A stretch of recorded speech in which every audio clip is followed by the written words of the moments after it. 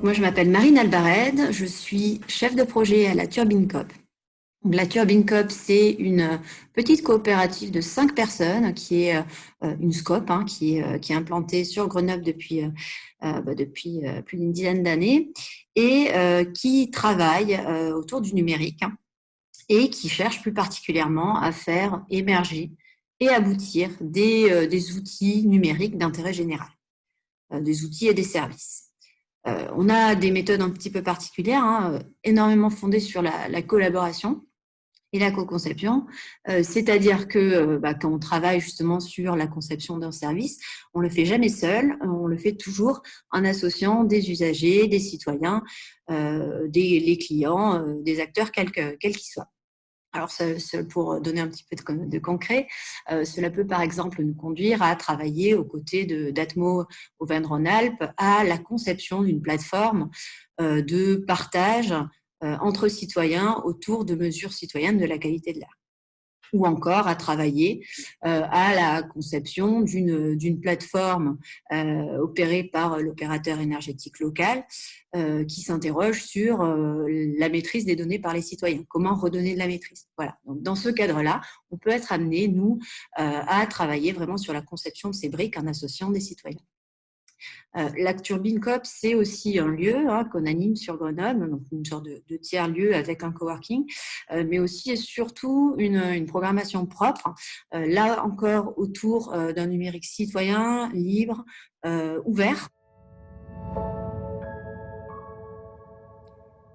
Alors, le Grenoble Civic Lab, c'est un programme, on va dire, collaboratif sur le territoire, dont le concept a émergé au cours de réflexions qui étaient organisées à l'époque par la mission Ville de demain de la ville de Grenoble, et dont la Turbine Coop s'est saisie en fait. On a décidé de pousser un petit peu plus loin cette idée pour la mettre en œuvre. Alors, le Civic Lab, qu'est-ce que c'est concrètement? C'est un programme qui vise à accompagner des projets portés par des citoyens, par des entrepreneurs, de l'idée jusqu'au prototype, plutôt des prototypes numériques. Ça peut être des prototypes d'applications, de services numériques. Ça peut être aussi des prototypes d'objets augmentés par le numérique, qui pourraient être prototypés dans un Fab Lab, par exemple. C'est un projet qui est donc porté, animé par la Turbine, mais qui est aussi collaboratif, donc qui met un petit peu en action d'autres acteurs du territoire. Alors concrètement, comment est-ce que ça se passe, le Civic Lab? Des acteurs du territoire, ça peut être des collectivités, des entreprises, des équipements culturels, pour donner quelques exemples de ce qui s'est passé jusqu'à présent, proposent des défis qui font sens pour le territoire. Par exemple, comment faire face à la canicule croissante en été à Grenoble et aux îlots de chaleur urbains, comment améliorer la qualité du tri, comment mieux valoriser la vie nocturne urbaine, pour donner quelques exemples. Et pendant 5 à 6 mois, un programme d'ateliers, de rencontres, de sessions va les accompagner, rythmer un petit peu leur progression sur le développement, on va dire, du service ou de leur projet, de l'idée, encore une fois, jusqu'au prototype, avec pour objectif, on va dire qu'il y a un double objectif qui est poursuivi par ce programme. Donc, je l'ai un petit peu dit, c'est premièrement de faire émerger des services, des outils qui répondraient à de véritables problématiques du territoire, sociales, environnementales, économiques. Mais aussi, il y a un deuxième objectif qui est de permettre aux participants de, en quelque sorte, monter un petit peu en compétences, en capacité, à la fois sur le numérique globalement, sur ce que c'est de concevoir un service ou un projet aujourd'hui, mais aussi sur monter un petit peu en compétences plus spécifiquement sur certains sujets, sur les sujets des défis, par exemple. Alors, la méthode du Civic Lab, c'est une méthode qu'on va retrouver dans pas mal de choses, d'ateliers, on va dire, de format de conception, de co-conception qui associe les usagers. Il y a une particularité avec le Civic Lab qui fait que ça se détache justement d'ateliers de co-conception, de process de co-conception. C'est que là, il s'agit d'embarquer les citoyens sur l'intégralité du process. On ne les associe pas uniquement à une brique, on va dire, à une dimension ou un temps de définition d'un service pour un acteur tiers, pour une collectivité ou pour une entreprise, par exemple. Là, ce sont vraiment les protagonistes en quelque sorte du programme. Ce sont les premiers participants. Donc, pour faire ça, on a ce programme qui se déroule sur 5-6 mois à peu près. Ça peut être plus ou moins condensé. Et avec des sessions qui vont accompagner premièrement l'idéation, puis la scénarisation d'un service, jusqu'au développement d'un prototype concret. Donc, on a des sessions comme ça qui sont un petit peu inspirées, on va dire, en termes de méthodes par des méthodes de design thinking qui sont assez connues. Donc, concevoir un service, raisonner en termes de parcours utilisateur, identifier les fonctionnalités pertinentes et de même pour identifier ce qui va valoir le coup d'être prototypé in fine. On a des sessions qui sont davantage portées sur la présentation, l'apport de ressources, par exemple, ce que c'est que de concevoir un business model. Comment est-ce que je conçois un business model autour de mon service, sachant que ce n'est pas uniquement des rentrées ou des sorties d'argent, mais que ça peut m'aider à définir plus clairement le périmètre du service, que ce soit derrière un service qui a un véritable modèle économique ou pas, qui a vocation à être lucratif ou pas du tout. Découvrir les ressources du territoire aussi en termes de ressources matérielles. Par exemple, le Fab Lab, tout le monde ne le connaît pas sur le territoire, donc il y a des sessions comme ça de présentation de ce que je peux faire sur le territoire avec les acteurs, les ressources du territoire. Par exemple, présenter également les données ouvertes. On insiste pas mal sur ça dans le Civic Lab, puisqu'il y a cette logique derrière de s'appuyer aussi sur toutes les ressources du territoire, avec aussi une logique derrière presque de création de nouveaux communs. Donc on insiste durant au moins 1 ou 2 sessions sur comment est-ce que j'identifie des données ouvertes qui peuvent être utiles à mon projet, comment est-ce que je peux les mobiliser, comment est-ce que je les utilise, etc. Donc voilà, donc on a ces 2 types de formats, encore une fois, format un peu créatif et on va dire apport de ressources et de fil en aiguille. Bien sûr, il y a des majeurs, des mineurs. Ça fait une dizaine de sessions en tout, donc c'est assez dense comme programme. Tout le monde n'est pas obligé de participer à toutes les sessions. Mais l'idée, c'est que chacun se fasse son propre chemin en fonction de ses besoins et puisse être suffisamment outillé pour, à la fin du programme, arriver à un prototype.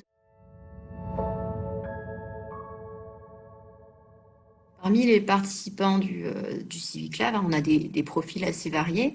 Je l'ai dit, ça peut être des citoyens, ça peut être des entrepreneurs. Parmi les citoyens, là encore, on peut avoir des étudiants, on peut avoir des simples curieux, on peut avoir des personnes qui sont vraiment très intéressées par certaines thématiques et qui ont envie de les creuser. On peut avoir des agents de collectivité ou d'entreprise également qui sont là à ce titre. On peut avoir des développeurs et des designers puisque c'est aussi des ressources assez clés dans le dispositif. Parmi ces publics, tous n'auront pas le même niveau d'implication durant le Civic Lab. Ça, on le sait, encore une fois, on ne cherche pas à forcer les choses, mais c'est cette diversité, en quelque sorte, qui fait aussi la richesse du dispositif. Après, en termes de diversité, c'est sûr qu'on peut toujours mieux faire. On a un enjeu clé, on l'a dit un petit peu sur la mobilisation des développeurs, mais on a aussi un enjeu clé sur lequel on travaille, sur la mobilisation, on va dire, de publics peut-être plus éloignés des processus ou des dispositifs classiques d'innovation ouverte ou des sujets du numérique. C'est vrai que le fait qu'on soit sur du prototypage, le service plutôt numérique, rajoute une barrière à l'entrée aussi dans ce programme participatif. Et donc là, il y a eu pour l'instant 2 éditions du Civic Lab, et c'est véritablement un chantier sur lequel on travaille activement. Comment est-ce qu'on on abaisse cette barrière à l'entrée, comment est-ce qu'on permet à des publics peut-être plus diversifiés, y compris géographiquement, hein, sur la métropole grenobloise, à participer au programme. Aussi parce que ça pourra permettre sans doute d'aller chercher davantage en amont des défis peut-être plus proches, là encore une fois, des besoins réels. Donc voilà, ça c'est vraiment un point de progression sur lequel on travaille. Voilà pour les publics. Après, je l'ai un petit peu dit, sur l'implication des uns et des autres dans le dispositif, là encore, c'est variable. Nous, on va dire qu'il y a une vitesse de croisière dans le Civic Lab qui est d'à peu près une soixantaine, entre 60 et 80 participants qui alors, ne viennent pas systématiquement à toutes les rencontres, hein, puisque, encore une fois, je l'ai dit, il y en a 10 ou 12 en 5 ou 6 mois, c'est assez dense, mais qui vont suivre quand même le fil du programme, du début à la fin. Alors, on va les retrouver à certaines sessions quand ça les intéresse, qu'ils souhaitent en apprendre quelque chose ou en retirer quelque chose pour leur projet. Encore une autre question sur ce qui vit, on va dire, après le Civic Lab. Qu'en est-il des participants du Civic Lab, au-delà du Civic Lab? Là aussi, c'est encore variable. Pour certains, le Civic Lab, c'était une parenthèse intéressante. Ça a été l'occasion de faire avancer un projet qui leur tenait à cœur, de contribuer à notre projet, voire d'apprendre des choses. Dans ce cas-là, ben voilà, les participants vont avoir tendance à retourner quelque part à leur vie professionnelle, personnelle. La parenthèse étant close. Et on a des projets quelque part sur étagère, dont certains libèrent le code source, nous disent voilà, ce projet, si quelqu'un veut s'en saisir, je lui laisse volontiers. Je donnerai peut-être 2 exemples pour illustrer ce que peuvent advenir des projets à l'issue du Civic Lab. Premier projet, c'est un projet qui est issu de la première édition, donc le cas qui était porté vraiment par des citoyens intéressés par le sujet de la réduction des déchets et par ailleurs du tri. Et donc c'est un projet qui a cheminé dans la première édition. À l'issue de la seconde, il y a une rencontre qui s'opérait avec un porteur de projet de la seconde édition. Et le projet a connu des développements un peu plus poussés. Et aujourd'hui, ce projet est porté par une association et il est expérimenté par la métropole de Grenoble sur un territoire. C'est un projet d'application qui vise à aider la réduction de déchets, à repérer les points de tri sur le territoire. Voilà. Et donc ça, c'est un joli exemple d'un service quelque part qui a été imaginé dans le Civic Lab, qui allait jusqu'au prototype et qui aujourd'hui est déployé dans une phase qui est encore expérimentale, mais qui touche presque, on va dire, à la politique publique. Donc, c'est assez intéressant. Un deuxième exemple qui est assez différent de par son portage, c'est un projet qui s'appelle DABA, hein, qui est là aussi un projet, alors coïncidence peut-être ou pas, ou dans l'air du temps, mais qui est encore une fois un projet de réduction de déchets. C'est un projet de réseau de consignes pour la vente à emporter. Voilà, afin de réduire les déchets dus aux récipients que l'on récupère quand on achète pour un repas, pour manger sur le pouce à midi dans un restaurant. Et là, la porteuse de projet, elle était dans une démarche entrepreneuriale en amont du Civic Lab. Elle a cheminé dans le Civic Lab, elle ne savait pas forcément ce qu'elle allait y trouver puisque ce n'est pas un projet strictement numérique, mais elle réfléchissait à l'outillage numérique dont elle pouvait avoir besoin pour développer son projet. Et aujourd'hui, cette porteuse de projet-là, elle est à la fois incubée dans un véritable incubateur du territoire, Ronalpia, et par ailleurs, elle déploie en phase de test aussi son système de consigne sur le territoire grenoblois. Donc, c'est aussi des exemples comme ça que l'on trouve assez intéressants. Et finalement, l'objectif du Civic Lab, ça serait d'avoir davantage de projets comme ça qui puissent être pérennisés au-delà du dispositif, qui puissent être portés par les porteurs de projets initiaux, par d'autres, par des associations, par des startups, pourquoi pas, voire par la collectivité, si ça fait sens du point de vue de la politique publique locale. Alors, ce que peut apporter le Civic Lab du point de vue, on va dire, de la pertinence des projets, ouais, je ne sais pas si on a encore assez de recul pour le dire, mais ce qui est certain, c'est que on est dans la construction collaborative des services, ce qui permet aux concepteurs, on va dire aux porteurs de projets, d'avoir quand même là aussi un peu de recul quand même sur ce qu'il a en tête, parce que les choses se construisent dans la discussion. Et donc aux différentes étapes de la conception du service, il n'est pas seul face à son idée et par un système d'aller-retour ou d'échange avec d'autres, il s'assure finalement d'avoir un service qui soit le plus pertinent, au plus proche des besoins ou des usages possibles, qui répondent à des besoins, ne serait-ce que parce que les participants, dans ce cas-là, ne se privent pas de faire des retours ou d'apporter leur pierre à l'édifice. Donc voilà, en termes on va dire, de pertinence du service, ça c'est un premier rapport de ce genre de dispositif collaboratif.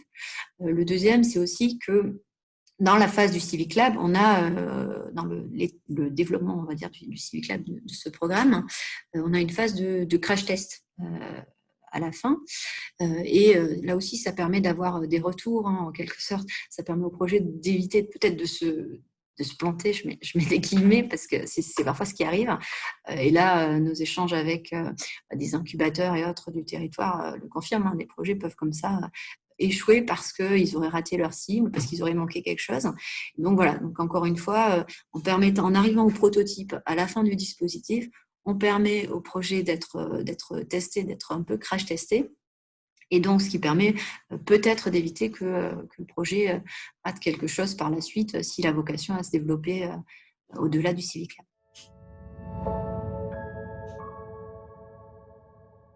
Peut-être un petit conseil ou des petits conseils de notre expérience, on va dire, autour du Civic Lab et de ce qu'on fait par ailleurs autour de la conception, la co-conception, on va dire, de services ou d'outils numériques. La première chose, c'est que finalement, il y a quelque chose d'essentiel dans ce genre de programme, c'est le fait d'avoir une véritable animation. Euh, une mobilisation assez soutenue, surtout si on pense au programme dans la durée comme ça. Les choses ne se font pas naturellement, ça demande pas mal d'énergie, beaucoup d'échanges et en général on définit des cadres, on va dire, et en fait on sort toujours un petit peu du cadre. On a un cadre standard, on embarque des projets, des équipes, etc. Mais il y a toujours un moment où finalement on est obligé de rentrer un petit peu dans les projets, dans l'échange avec chaque équipe, avec chaque porteur de projet, et presque de faire un petit peu de la couture ou du sur-mesure dans chacun des cas. Donc, c'est sûr que c'est assez, en tant qu'animateur ou porteur du dispositif, c'est assez chronophage et il faut accepter que ça le soit. C'est à ce prix, quelque part, que le dispositif va fonctionner, qui va mobiliser des participants et qui va tenir dans la durée et aboutir à des projets intéressants. Donc ça, c'est peut-être le premier conseil. Un deuxième conseil, c'est sur ce qu'on demande aux participants. Alors c'est sûr, le Civic Lab ou ce genre de programme, ça s'adresse aux individus. C'est là pour faire avancer des projets. Mais il faut bien avoir en tête que les participants, souvent, ne sont pas là uniquement pour faire avancer leur projet. Souvent, ça va être aussi pour tout ce qu'il y a autour. Parce qu'ils souhaitent apprendre des choses, parce qu'ils souhaitent rencontrer du monde, que ce soit rencontrer des partenaires potentiels ou uniquement rencontrer d'autres personnes avec qui échanger sur leur projet ou sur tout à fait d'autres sujets. Et donc, il faut trouver un bon équilibre entre les temps de travail, vraiment. Nous, on est là pour accompagner ce travail, pour le stimuler, mais il faut trouver un équilibre entre ça et entre tout le reste, finalement. Donc, des temps conviviaux, des temps d'échange plus libres, mais aussi des temps où on va donner de la matière vraiment aux participants, tout du moins à ceux qui viennent là pour se nourrir aussi. Ça, c'est extrêmement important. Et ça, même au-delà du Civic Lab, en fait, il faut bien avoir en tête quand on met en place des dispositifs ou même seulement un atelier ou des ateliers de co-conception qui associent les usagers, faut bien avoir en tête quelque part les rétributions. Alors, je le dis plus encore quand il s'agit d'impliquer les usagers dans la conception de services pour un tiers, pour une collectivité, pour une entreprise. Finalement, voilà, pour éviter tout sentiment on va dire, d'exploitation, on n'est pas là pour exploiter les usagers, les citoyens. On est là pour voilà, les faire participer à des projets. Et donc, il faut là encore vraiment trouver penser à la valeur qu'ils peuvent, eux, en retirer.